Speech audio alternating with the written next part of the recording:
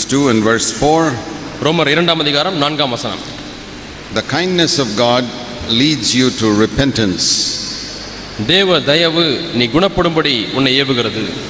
The first day we saw something about the kindness of God. முதல் நாளிலே தேவனுடைய தயவை குறித்து நாம் பார்த்தோம். And yesterday we saw how God seeks to lead us.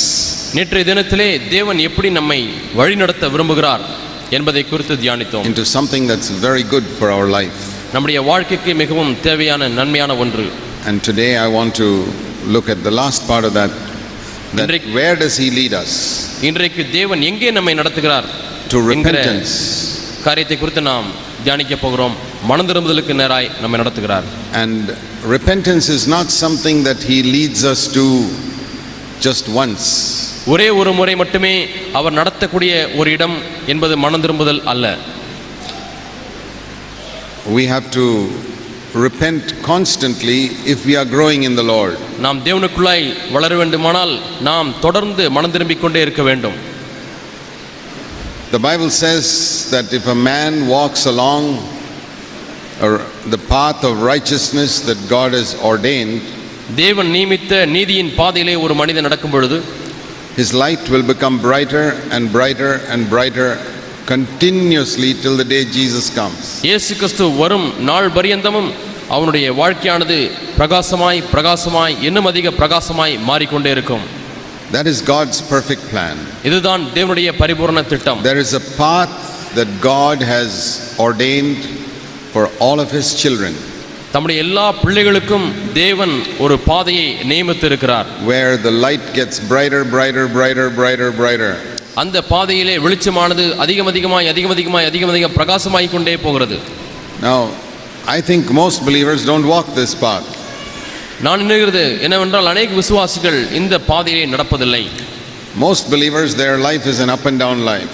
அநேகருடைய விசுவாசிகளுடைய வாழ்க்கையானது மேலும் கீழுமாய் இருக்கக்கூடிய ஒரு வாழ்க்கையாய் தான் இருக்கிறது. Sometimes they are very wholeheartedly following the Lord. சில சமயத்திலே தேவனை பின்பற்றுவதிலே முழு இதயமுடையவர்களாக இருக்கிறார்கள். And then they have a period of cooling off or backsliding. அதற்கு பிறகு அவருடைய வாழ்க்கையானது தணிந்து போய் ஒரு பின்மாற்றத்துக்குள்ளாய் போகிறார்கள். And then they get stirred up again in some meeting and start following the Lord again. மீண்டுமாய் கூட்டத்திலே உணர்ச்சி வசப்பட்டு மீண்டுமாய் தேவனை பின்பற்ற ஆரம்பிக்கிறார்கள். And even if they don't backslide, they cool off a little bit. அவர்கள் பின்வாங்கி போகாவிட்டாலும் கூட கொஞ்சம் தணிந்து போகிறார்கள். There are very few believers who have taken seriously that their path should become brighter and brighter and brighter all the time. எல்லா நேரங்களிலேயும் தங்களுடைய பாதையானது இன்னும் அதிகமாய் பிரகாசமானது அதிகமாகிக் கொண்டே போக வேண்டும் என்று எண்ணுகிற விசுவாசிகள் சொற்பமான பேர் தான் இருக்கிறார்கள். If you don't know where that verse is, it is in Proverbs 4 verse 18. இந்த வசனம் எங்கே இருக்கிறது என்று உங்களுக்கு தெரியுமா? நீதிமொழிகள் 4:18. That is the path God has ordained for us. தேவன் நமக்கென்று நியமித்திருக்கிற பாதை இதுதான். In the New Testament, the same thought is expressed in 2 Corinthians 3:18. அதே எண்ணமானது புதிய ஏற்பாட்டிலே 2 கொரிந்தியர் 3:18 பிரதிபலிக்கப்பட்டிருக்கிறது. These two verses mean exactly the same thing. இந்த இரண்டு வசனங்களுடைய அர்த்தமும் ஒன்றுதான். Proverbs 4:18, where the path of the righteous shines brighter and brighter and brighter.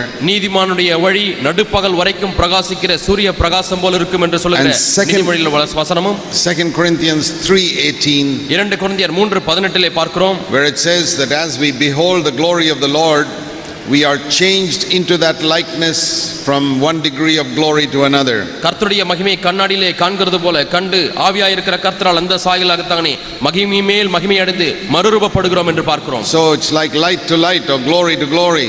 மகிமை மேல் மகிமை அல்லது வெளிச்சத்தின் மேல் வெளிச்சம். Until one day we come to the perfect day where we become like Jesus Christ completely. ஒரு நாளிலே நாம் பூர்ணவான்களாய் இயேசுவை போல முற்றிலுமாய் மாறி விடுவோம். So this path described in 2 Corinthians 3:18 ஆகவே இந்த 2 கொரிந்தியர் 3:18 சொல்லப்பட்டதான அந்த பாதை is God's perfect plan for you if you are born again. நீங்கள் மறுபடியும் பிறந்தவர்கள் என்று சொல்வீர்களானால் இதுதான் தேவன் உங்களுக்கென்று வைத்திருக்கிறதான பரிபூர்ணமான திட்டம். And if you are filled with the Holy Spirit. நீங்கள் பரிசுத்த ஆவியினாலே நிரப்பப்பட்டிருந்தால். Because this is not something that you do yourself. இது நீங்களாகவே செய்கிற ஒன்று அல்ல. If you read that verse carefully, it does not say that I change myself. நான் நானாகவே மாறிக்கொண்டிருக்கிறேன் என்று இந்த வசனம் சொல்லுவதில்லை. கவனமாய் வாசித்து பாருங்கள். In very simple words, if I were to compare the Old Testament with the New Testament, மிகவும் எளிய முறையிலே பழைய ஏற்பாட்டையும் புதிய ஏற்பாட்டையும் நான் ஒப்புமைப்படுத்தி பார்ப்பேன் என்று சொன்னால் I would put it like this. இப்படி நான் சொல்லலாம். In the Old Testament, God told man to improve himself. பழைய ஏற்பாட்டு காலத்திலே மனிதனை பார்த்து நீயாகவே நீ மேன்மை அடைய வேண்டும் என்று சொன்னார். You give up these old ways and live according to these standards I have given you. பழைய காரியங்கள் எல்லாம் விட்டுவிட்டு நான் உனக்கு கொடுக்கும் இந்த தரத்தினுடைய நிலையிலே நீ வாழ வேண்டும் என்று சொல்கிறார். Man could improve himself a little bit. மனிதன் கொஞ்சம் தன்னை மேன்மையாக்கி கொண்டான். But generally speaking, he was a failure. ஆனால் பொதுவாக பேசினால் அவன் தோற்று போனவனாய் தான் இருக்கிறான். Now, that was not a surprise to God. அது தேவனுக்கு ஒரு வியப்பாய் தோன்றவில்லை. God knew that man would not be able to improve himself. மனிதன் தானாகவே தன்னை மேம்படுத்திக் கொள்ள முடியாது என்பதை தேவன் அறிந்திருந்தார். But God wanted man to learn that you cannot improve yourself. நீ உன்னை நீயே மேம்படுத்திக் கொள்ள முடியாது என்பதை மனிதன் அறிந்து கொள்ள வேண்டும் என்று விரும்பினார். And that is why he put man in Israel under the law for 1500 years. ஆகவே தான் இஸ்ரவேல் ஜனங்களை பிரமாணத்துக்கு கீழாக 1500 ஆண்டுகளாக வைத்திருந்தார். Do you think God expected man to improve himself by the law? பிரமாணத்தின் மூலமாக மனிதன் தன்னையே மேம்படுத்திக் கொள்ள வேண்டும் என்று தேவன் விரும்பினாரா? To come to the standard of life that God wanted him to live? தேவன் வாழ வேண்டும் என்று நினைத்த அந்த தரத்திற்கு மனிதன் வர வேண்டும் என்று விரும்பினாரா? If God's standard was 100%, தேவனுடைய தரமானது 100% இருக்குமானால் the best man under the law could probably get about 1%. பிரமாணத்துக்கு கீழாக வாழக்கூடிய சிறந்த மனிதனே ஒருவேளை 1% அதை அடையலாம். That's like saying the best student got 1%. அதனுடைய பொருள் எப்படி சொல்லலாம் என்றால் மிகவும் சிறந்த ஒரு மாணாக்கன் 1% மதிப்பெண் பெறுவது. But God knew that. அது தேவனுக்கு தெரியும். God knew that man can never improve himself. மனிதன் தானாகவே தன்னை மேம்படுத்திக் கொள்ள முடியாது என்பது தேவன் அறிந்திருந்தார். There are words like that in the Old Testament. பழைய ஏற்பாட்டிலே அப்படிப்பட்ட வார்த்தைகள் காணப்படுகிறது. Can the leopard get rid of its spots? ஒரு சிறுத்தை தன்னுடைய சிவிங்கி தன் புள்ளியை மாற்ற முடியுமோ? Or can a black man get rid of the color of his skin? ஒரு எகிப்தியன் தன்னுடைய தோலை மாற்ற முடியுமோ? No, it's not possible. அது முடியாத காரியம். In the same way, he says you cannot change. அதே போல நீங்களும் மாற முடியாது என்று ஆண்டவர் சொல்கிறார். And it's good for us to understand that. இதை விளங்கிக் கொள்வது நமக்கு நல்லது. Just like we cannot change the color of our skin. நம்முடைய தோலின் நிறத்தை நாம் மாற்ற முடியாது. And a leopard cannot change its spots. சிவிங்கியும் தன்னுடைய புள்ளியை மாற்ற முடியாது. In the same way, we cannot change our nature. அதே போல நாமாகவே நம்முடைய சுபாவத்தை மாற்ற முடியாது. But we are very slow to learn that. இதை நாம் கற்றுக்கொள்வதற்கு மிகவும் நாம் மெதுவாகத்தான் இருக்கிறோம். And that's why God kept people under the old covenant for 1500 years. ஆகவே தான் 1500 ஆண்டுகளாக தேவன் பழைய உடன்படிக்கை கீழாக மனிதனை வைத்திருந்தார். Teach them, try as much as you like, you can't change. நீ எவ்வளவு வேண்டுமானாலும் முயற்சி செய்து பார், உன்னாலே உன்னை மாற்ற முடியாது என்று ஆண்டவர் போதித்தார். Then came the wonderful new covenant on the day of Pentecost. Pentecost நாளிலே அந்த அற்புதமான புதிய உடன்படிக்கை என்பது வந்தது. Where God said, அங்கே தேவன் சொன்னார், what you cannot do, now I will do for you. நீ உன்னால் என்ன செய்ய முடியவில்லையோ அதை நான் உனக்குள் செய்கிறேன் என்று சொன்னார். I will write my law upon your heart with my finger. என்னுடைய விரலினாலே என்னுடைய பிரமாணங்களை உன்னுடைய மனதிலே எழுதுவேன் என்று சொன்னார். The finger of God is the Holy Spirit. தேவனுடைய விரல் என்பது பரிசுத்த ஆவியானவர். And God wants to change us by the Holy Spirit. பரிசுத்த ஆவியானவர் மூலமாக தேவன் நம்மை மாற்ற வேண்டும் என்று விரும்புகிறார். That's why he wants to fill us with the Holy Spirit. ஆகவே தான் அவர் நம்மை பரிசுத்த ஆவியினாலே நிரப்ப விரும்புகிறார். He doesn't want to fill us with the Holy Spirit just to make us speak in tongues. நம்மை அந்நிய பாஷை மட்டும் பேச வைக்க வேண்டும் என்பதனாலே தேவன் ஆவியினாலே நிரப்புவதில்லை. You don't need to be filled with the Holy Spirit to speak in tongues. பரிசுத்த ஆவியினாலே நிரப்பப்படுவது என்று சொன்னால் அந்நிய பாஷை பேசுவது மட்டும் என்று அர்த்தம் அல்ல. You know who spoke in tongues in the Old Testament? பழைய ஏற்பாட்டிலே அந்நிய பாஷை பேசினது யார் என்று தெரியுமா? Balaam's donkey. பிலேயாமினுடைய கழுதை. That donkey was not filled with the Holy Spirit. அந்த கழுதை பரிசுத்த ஆவியினாலே நிரப்பப்படவில்லை. But it spoke a language that it never learned. அது கற்றுக்கொள்ளாத ஒரு பாஷையை அந்த கழுதை பேசியது. Supernaturally, by the power of God, that donkey began to speak in tongues. இயற்கைக்கு அப்பாற்பட்ட விதத்திலே தேவனுடைய வல்லமையினாலே அந்த கழுதையானது அந்நிய ஒரு தனக்கு தெரியாத ஒரு பாஷையிலே பேச ஆரம்பித்தது. And it spoke so clearly that Balaam could understand. பிலேயாம் புரிந்து கொள்ளும் அளவுக்கு மிகவும் தெளிவாக அது பேசியது. God does not fill us with the Holy Spirit primarily to speak in tongues. பிரதானமாக நாம் அந்நிய பாஷை பேச வேண்டும் என்று தேவன் நம்மை ஆவியினாலே நிரப்புவது He கிடையாது. gives that gift, no doubt. அந்த வரத்தை அவர் கொடுக்கிறார், அதிலே சந்தேகமில்லை. But ஆனால் his primary purpose, number one purpose, பிரதானமான நோக்கம், முதல் நோக்கம் is to change us into his nature. நம்மை தம்முடைய சுபாவத்தோடு கூட மாற்றும்படியாக. Just like we say our children We don't send our children to school to play football. நம்முடைய பிள்ளைகளை கால்பந்தாட்டம் விளையாடுவதற்காக நாம் பள்ளிக்கு அனுப்புகிறோம். No. இல்லை. They may play football in the school. அங்கே கால்பந்தாட்டம் விளையாடலாம். But that is not the primary purpose. ஆனால் அது பிரதானமான நோக்கம் அல்ல. We send our children to school primarily to get an education. பிரதானமாக அவர்கள் ஒரு படிப்பை பெற்றுக்கொள்ளும்படியாக தான் நம்முடைய பிள்ளைகளை பள்ளிக்கு அனுப்புகிறோம். So the Holy Spirit may do many things in us. ஆகவே பரிசுத்த ஆவியானவர் நம் மூலமாக அநேக காரியங்களை செய்ய He may முடியும். make us speak in tongues. அந்நிய பாஷை பேச He வைப்பார். may give us great joy and emotion. பெரிய சந்தோஷத்தையும் உணர்ச்சியையும் அவர் கொடுக்கலாம். But the primary purpose ஆனால் பிரதானமான நோக்கம் is to change us into the likeness of Christ. கிறிஸ்துவுடைய சாயலுக்கு ஒப்பாய் நம்மை மாற்றும்படியாகத்தான். So if that is not being accomplished in your life, உங்களுடைய வாழ்க்கையிலே இது சாதிக்கப்படவில்லை என்றால், then you're like a child who goes to school and learns how to play football but gets 0 in mathematics and physics. கால்பந்தாட்டம் விளையாடுவது எப்படி என்று அறிந்து கொள்வதற்கு பள்ளிக்கு போகிறது, ஆனால் கணக்கு வேதியியல் பகுதி பாடங்களிலே 0 மார்க் வாங்குகிறது. So that is how it is with many Christians. இப்படிதான் அநேக கிறிஸ்தவருடைய வாழ்க்கையிலே They are experiencing certain gifts of the Holy Spirit, அவர்கள் பரிசுத்த ஆவியினுடைய சில வரங்களை அனுபவிக்கிறார்கள், which is good.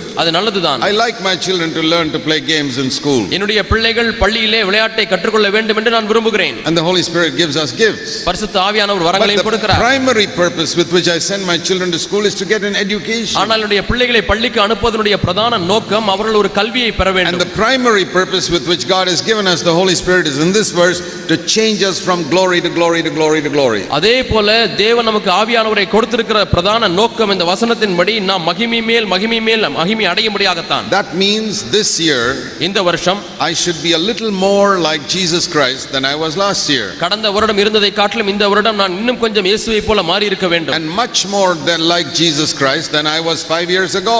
5 ஆண்டுகள் முன்பாக இருந்ததை விட இப்பொழுது எவ்வளவோ நான் இயேசு கிறிஸ்துவை போல மாறி இருக்க It's வேண்டும். just like children in school. பள்ளியிலே இருக்கக்கூடிய பிள்ளைகளைப் போல. If I were to ask a student, ஒரு மாணவனை பார்த்து கேட்கிறேன், what class are you studying? நீ எந்த வகுப்பு படிக்கிறாய்? He says, I'm in 5th standard. நான் 5ஆம் வகுப்பு படிக்கிறேன். What class were you in 1 year ago? ஒரு வருஷத்துக்கு முன்னால் எந்த வகுப்பு படித்தாய்? I was in 4th standard. 4ஆம் வகுப்பு படித்துக் கொண்டிருந்தேன். 3 years ago, 3 வருஷத்துக்கு முன்பாக I was in 2nd standard. நான் 2ஆம் வகுப்பு படித்துக் I கொண்டிருந்தேன். mean, that's not surprising. அதிலே ஒரு வியப்பு இல்லை. That's what we normally expect our children. நம்முடைய பிள்ளைகளிடத்திலே சாதாரணமாய் நாம் எதிர்பார்க்கக்கூடிய காரியம் இதுதான். This child who is in 5th standard, next year I hope he will be in 6th standard. இப்பொழுது 5ஆம் வகுப்பில் இருக்கக்கூடிய அந்த மாணாக்கன் அடுத்த வருஷத்திலே 6ஆம் வகுப்பு படிக்க வேண்டும். That is normal. இதுதான் சாதாரண காரியம். In fact, failure is abnormal. தோல்வி என்பது அசாதாரணமான காரியம். If in a school more than 50% of the students are failing, ஒரு பள்ளியிலே 50%க்கும் அதிகமான மாணவர்கள் தவறுவார்கள் என்று சொன்னால், that's a very very bad school. அது மிகவும் மோசமான ஒரு பள்ளி என்று சொல்லலாம். I mean, 4 or 5 may fail. 4 பேர் 5 பேர் அவர்கள் ஒரு வகுப்பிலே தவறலாம். In good schools 95% pass. ஆனால் நல்ல பள்ளியிலே 95% தேர்ச்சி பெறுவார்கள். And in a very good school they have 100% pass. மிகவும் நல்ல ஒரு பள்ளி என்று சொன்னால் அங்கே 100% தேர்ச்சி பெற்ற மாணாக்கர்கள் இருப்பார்கள். So how do you find out which is a good church? ஆகவே நல்ல சபை எது என்று எப்படி நீங்கள் கண்டுபிடிக்கலாம்? A good church நல்ல is சபை where people are becoming more like Jesus Christ every year. ஒவ்வொரு வருஷமும் இயேசு கிறிஸ்துவை போல மாறக்கூடிய ஜனங்கள் இருக்கக்கூடிய சபை தான் நல்ல சபை. But many Christians, ஆனால் அநேக கிறிஸ்தவர்கள் they judge a church by how much noise do they make. அந்த சபையில எவ்வளவு சத்தம் போடுகிறார்கள் என்று தான் பார்க்கிறார்கள். Or they judge a school by how many students are there. அல்லது ஒரு பள்ளியிலே எத்தனை மாணவர்கள் படிக்கிறார்கள் என்பதை குறித்து அவர்கள் எடை போடுகிறார்கள். Oh, this church there are so many members. ஓ, இந்த சபையில இவ்வளவோ மக்கள் இருக்கிறார்கள். Just because there are 1,000 students in a school does not mean it's a good school. ஒரு பள்ளியிலே 1000 மாணாக்கர்கள் படிக்கிறார்கள் என்பதனாலே அது நல்ல பள்ளியாய் மாறிவிடாது. And just because they make a lot of noise and play football well does not mean it's a good school. ஒரு பள்ளியிலே நிறைய சத்தம் போடுகிறார்கள், எப்பொழுது பார்த்தாலும் விளையாட்டு கொண்டே இருக்கிறார்கள் என்பதனாலே ஒரு பள்ளி நல்ல பள்ளியாய் மாறிவிட முடியாது. I'm not impressed by a church if it has got 1,000 members. ஆகவே ஒரு சபையில 1000 மக்கள் இருக்கிறார்கள் என்பதனாலே நான் வியப்படைவதில்லை. Or by the fact they make a lot of noise. அல்லது நிறைய சத்தம் போடுகிறார்கள் என்பதனாலேயும் நான் வியப்படைவதில்லை.